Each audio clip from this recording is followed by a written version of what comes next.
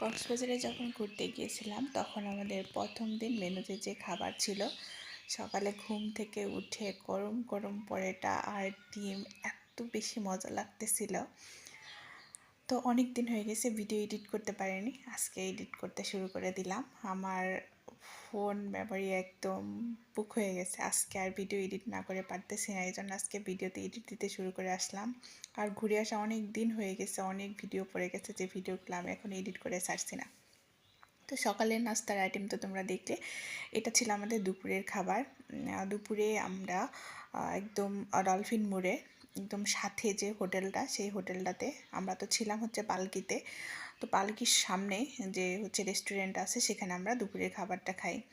আর খাবার আইটেমের আগে তোমরা দেখো যে কি পরিমাণ হচ্ছে কাস্টমারদের কি সুন্দর মানে আপ্যায়ন করে, ম্যানেজমেন্ট সিস্টেমটা কি পরিমাণ সুন্দর হতে পারে তাদের, একটু দেখো।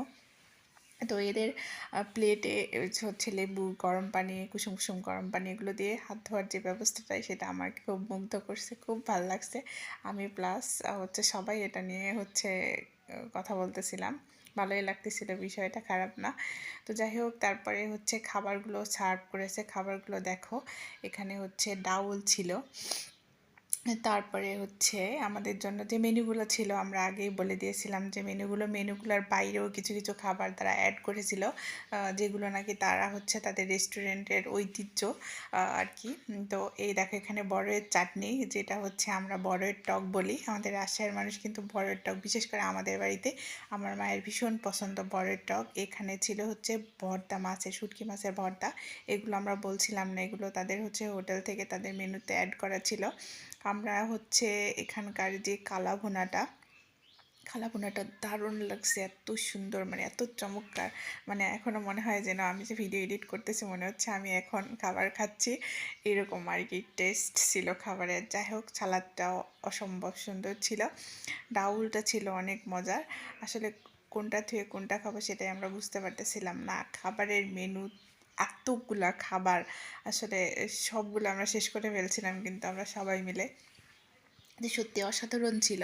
তো তোমরা যদি কেউ হচ্ছে কক্সবাজারে যাও আর ডলফিন মোড়ে যদি কেউ থাকো, কলাতলি মোড় যেটাকে বলে, পরবর্তীতে সেটা ডলফিন মোড় করা হয়েছে, যেটা ডলফিন মোড়ে পালকি হোটেলের রেস্টুরেন্ট একদম সামনে রাস্তার অপোজিটে। যদি কেউ ওইখানে যাও তবে এই রেস্টুরেন্টটাতে খাবার ট্রাই করতে পারো, একদম মানে সাশ্রয়ী মূল্যে খাবার খেতে পারবে। আর খাবারের মেনুগুলোও অসম্ভব সুন্দর, আর খাবারগুলো খুবই টেস্টি। তো এই ছিল আমাদের হচ্ছে কক্সবাজারের হচ্ছে দ্বিতীয় দিন আর কি। প্রথম দিন আমরা তো যাইতে যেতে অনেক রাত্রি হয়ে গেছে, রাত্রিতে গিয়ে আমরা হোটেলে উঠে গেছি, সকালে নাস্তা, দুপুরের এই খাবার খেয়েও কিন্তু আমরা হচ্ছে হোটেল রুমে গিয়ে একটু রেস্ট করার সময় পাই না, আমরা বের হয়ে যাই ঘুরতে। আর আমরা যে কদিন ছিলাম এত পরিমাণে এনজয় করছি বলার মতো না। বর তো হচ্ছে মানে আমার বিশেষ করে পানি দেখতে ভীষণ হচ্ছে ভালো লাগে, বিশেষ করে এই যে ঢেউগুলো যাচ্ছে আসতেছে, এগুলো আমি কিন্তু পানির ভিতর নামতে প্রচণ্ড ভয় পাই, কিন্তু আমার দেখতে খুব ভালো লাগে আর বালির মধ্যে হাঁটতে খুব ভালো লাগে। তো কক্সবাজারের এই জিনিসগুলো আমি খুব বেশি এনজয় করছি। আসলে খাওয়া দাওয়া এটা বড় কথা না, তারপরেও হচ্ছে কোথাও ঘুরতে গেলে সুস্থ থাকাটা বড় বিষয়।